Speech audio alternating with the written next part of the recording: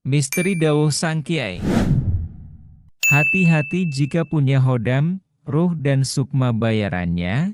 Ternyata banyak yang belum mengetahui tentang hodam. Kami coba jelaskan lagi sebagai wawasan agar nanti tidak menggunakan hodam fasik atau berobat pada orang yang memakai hodam fasik.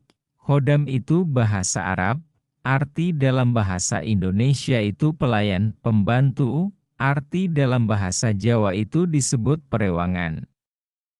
Jadi hodam itu adalah pembantu perewangan. Hodam itu bisa dari bangsa jin, siluman, setan, bahkan iblis.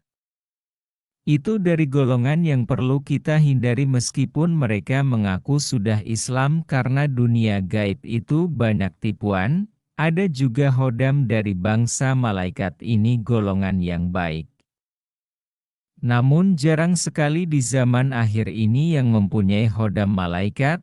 Kita fokus ke hodam dari bangsa jin, setan, siluman, iblis. Misalkan kita punya PRT, pembantu rumah tangga, kira-kira mereka mau gak kerja pada kita terus gak kita bayar? Jawabannya mereka tidak mau kalau gak dibayar. Pembantu bangsa manusia itu ya uang biasanya. Lah hal ini sama aja orang yang punya hodam pembantu dari bangsa jin, siluman, setan, bahkan iblis itu pasti akan membayar hodam itu. Kadang ada yang tahu bayaran apa yang harus dia beri pada hodamnya, misal pesugihan maka bayarannya tumbal DLL. Kadang pula orang punya hodam tapi tak tahu kalau nanti hodamnya akan minta bayaran. Atau kadang orang gak sadar kalau punya hodam. Inilah yang perlu kami jelaskan, semoga dapat dipahami. Hodam dari bangsa jin, setan, siluman, iblis itu yang pasti akan meminta bayaran berupa ruh dan sukma. Orang yang punya hodam juga kadang meminta ruh sukma orang yang meminta bantuan orang yang punya hodam, tumbal. Semoga paham di sini.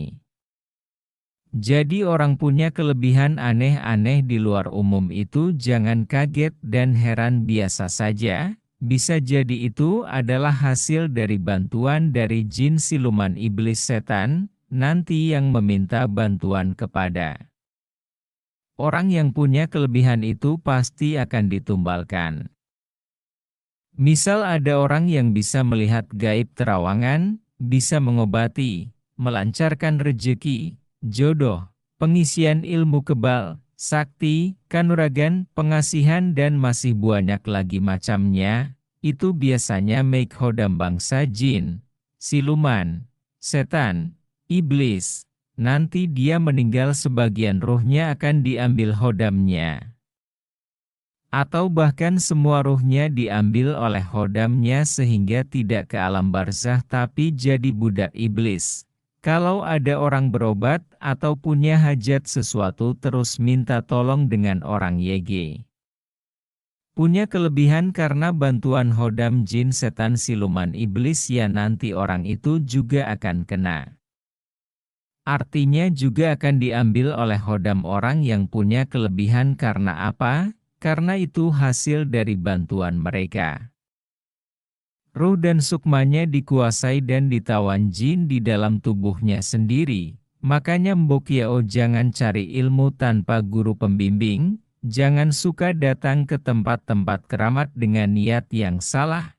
Akhirnya ya jadi setengah orang setengah jin. Lah kalau nanti mati ndak diterima bumi dan ndak diterima alam barzah. Apa ndak jadi jenglot nantinya? Jadi berhati-hatilah.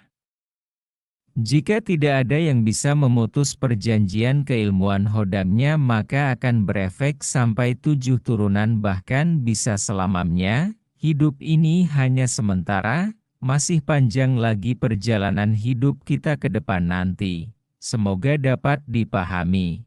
Kami hanya bisa mengajak dan menyampaikan, orang percaya silahkan, ndak juga tak mengapa.